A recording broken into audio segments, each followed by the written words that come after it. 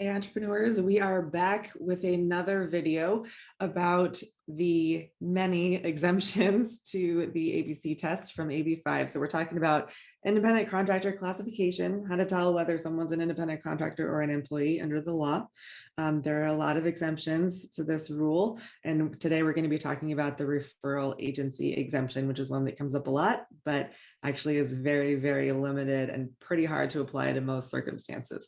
So if you haven't watched our AB5 / AB2257 video that just came out recently, I highly encourage you to watch that first, because otherwise none of this is probably going to make sense to you.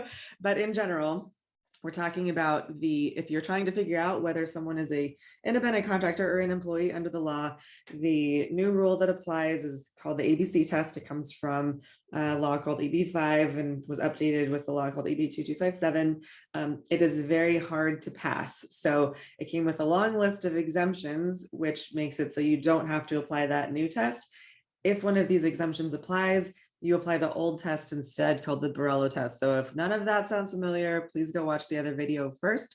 And this is just going to be about the referral agency exemption. We're going to have other videos talking about the other exemptions too. So let's dig in and talk about the referral agency exemption.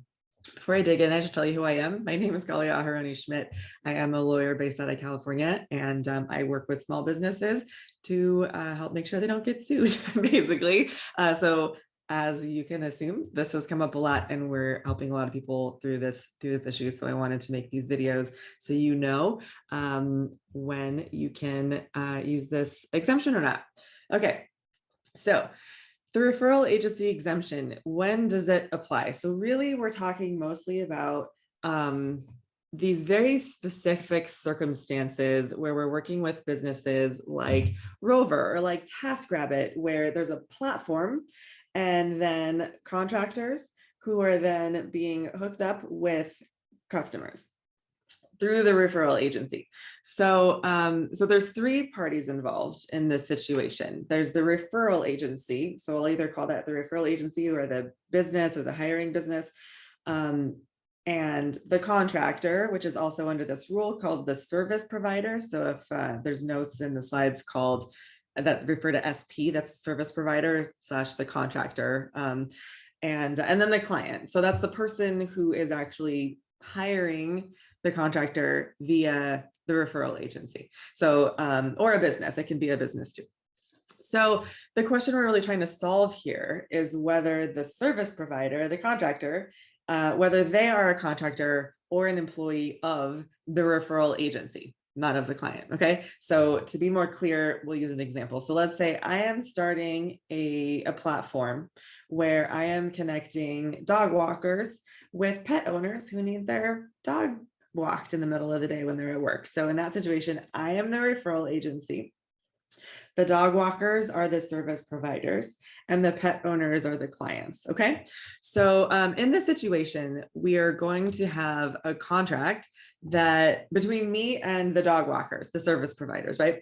So this contract is going to govern the relationship between me and the service provider. And it's really going to limit me, the referral agency, to my job really is only to refer clients to the contractors and any other admin that's required in order to help me do that. So I can't do any dog walking myself. I can't have probably employees that are also doing dog walking. All I'm doing is providing the services that connect the clients with the service providers and any other ancillary stuff that's required, like if there's some paperwork processing or, you know, upkeep of a website or something like that. So this contract between me and the contractors can include fees paid by the client to me for the client's ability to use me for making the connection.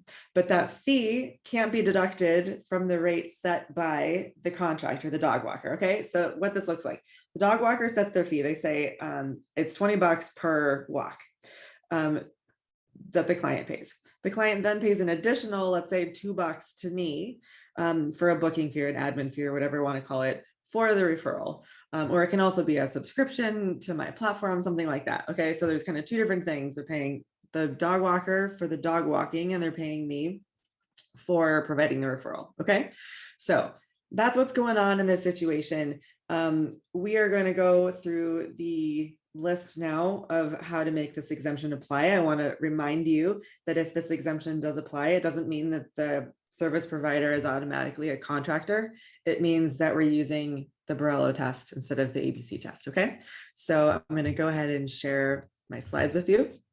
So first things first, this exemption only applies to certain services. So the rule says that the services include but are not limited to the things on this list. So graphic design, web design, photography, etc., etc., etc., caddying, wedding and event planning, furniture assembly, dog walking and grooming, picture hanging, all of that stuff. So basically what you can probably notice from this is it's gig stuff, right? It's the stuff that people are hiring people up for, like kind of one-off things. Nothing on here is super big or super long-term or super ongoing. It's just kind of like this gig worker stuff. Some of these services do have extra definitions in the rule and some of them don't. So if you think that you might qualify for one of these, it's a good time to dig in. I don't want to spend the whole video talking about all of the definitions. So don't assume that this is all the information you need to know if you're figuring out whether you or your workers fit into this rule. Okay, but generally, look at this list first. If you fall into this list or something similar, then we move on to the next step. But first is also a list of things that you cannot use this exemption for. So we're looking at basically more hazardous stuff.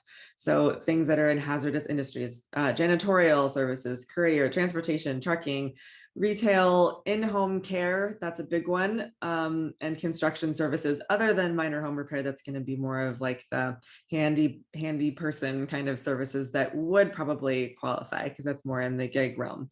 So again, step one, it's not super clear. Actually, it's not super clear always what a tutor means or what dog grooming means or what minor home repair means versus construction services.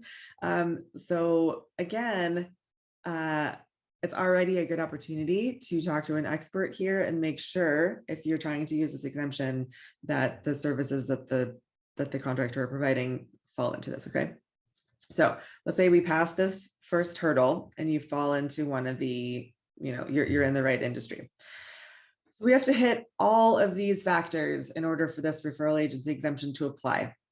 So the first one is that the contractor is free from the control and direction of the referral agency while working for the client. So that means that, let's say in my example, the dog walkers, I can't tell them how to do the job. I can't tell them what route to take. I can't tell them what fanny pack they should be using, to hold all of the poop bags in. I can't tell them how to do their job. They're in control of doing their job. And of course, I'm also probably not telling them where, what time to show up and which clients to take. So I'm really just providing the platform to connect. I'm not providing any sort of control or direction over the work that the dog workers are actually doing. Number two, the service provider has to have all of the required business licenses that they have to have in order to do the job. So in my dog walking business, they should have their own local business license for the city where they're working. If they're in an industry that requires additional licensing, then they're going to have those licenses too.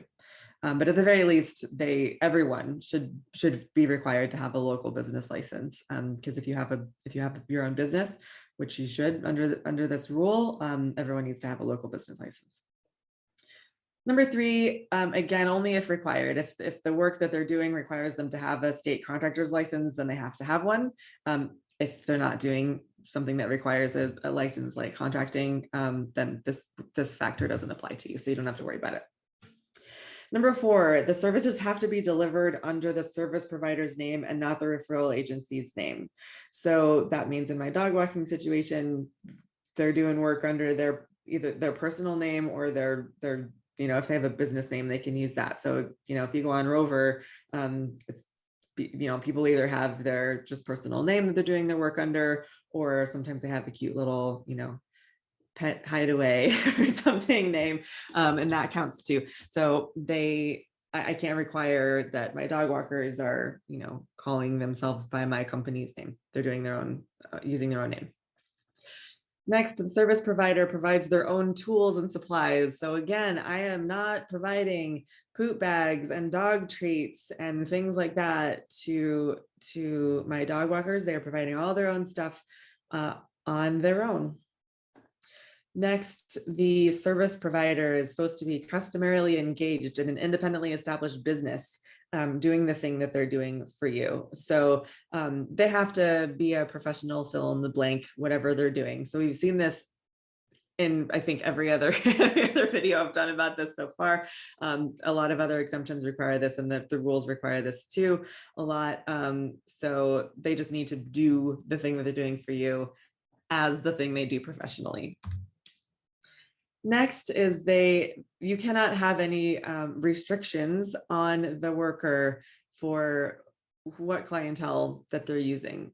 So that includes working for a competing agency. So you cannot require them, if you're the referral agency, to have any restrictions at all about working with clients outside of their work with you directly or working with a competing agency at the same time. They're allowed to do whatever work that they want to do for anyone they want, whenever they want, and you can't have restrictions there. So that's a big one that a lot of people have trouble with if they're trying to use this exemption, because a lot of referral agencies want exclusivity. But if you want to use this exemption, you can't require that.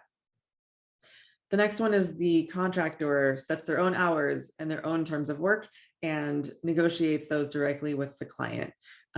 So again, I'm not telling people what days they need to work, what hours they need to work. And if the client wants to negotiate, the contractor at least has to have the ability to negotiate directly with the client. So my dog walkers are choosing when they're doing their walks. Next one is the contractor has the ability to accept or reject clients. So I can just tell them, this is your client and you have to take it. They have to be able to have the right to choose which clients they're working with or not. The next one, similarly, the contractor can set their own rates without deduction by the referral agency. So again, my dog walkers are deciding individually how much they're going to be paid for each walk and each service they provide. If there's any extra payment required from the client, then that's not coming out of the referral, that's not coming out of the contractor's rates. And finally, the contractor is not penalized for rejecting clients or contracts. So that doesn't mean that they can't be penalized for accepting a client and then not doing the work or doing a bad job at the work. But it means that if my dog walker says, I don't want to work with this particular person, I'm not penalizing them in any way for failing to do so.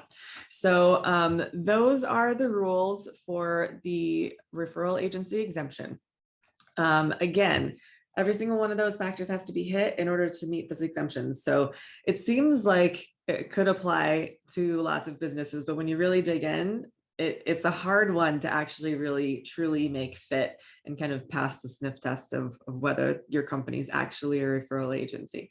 So again, I encourage you, if you think that this exemption or any other exemption might apply to you, I encourage you to talk to our law firm or to another expert on this, because the rules are very not straightforward and I don't want you to get in trouble by accident. So in the meantime, if you want more information, please check out our other videos on AB5 and the other exemptions, and please feel free to follow us on all our social media. We post a lot of videos and free information about this topic and lots of other topics. So please feel free to hop on to our newsletter or follow us wherever you want to follow us. And please feel free to stick around and check out our other videos on the other exemptions too. So thanks for joining me today, and talk to you soon.